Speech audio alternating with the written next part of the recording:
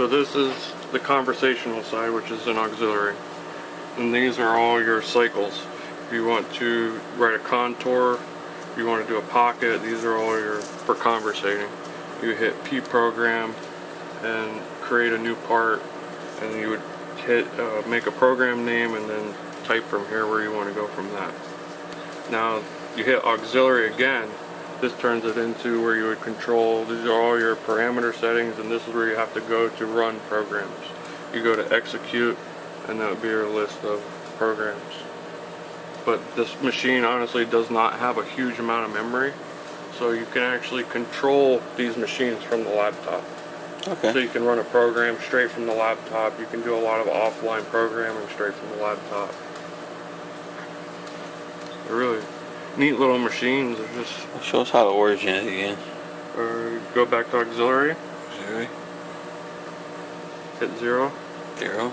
And then the green start. Start. And origins.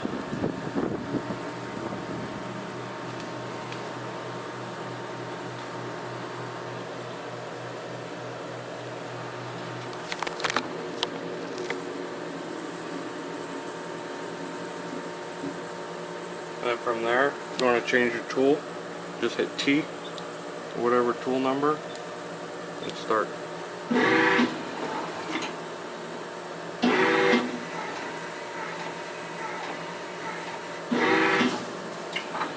then the spindle, hit S, whatever speed you want, start, and then the direction. 3,000.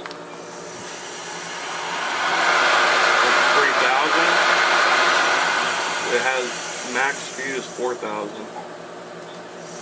That's wide open right there. I really don't think these machines have a lot of time.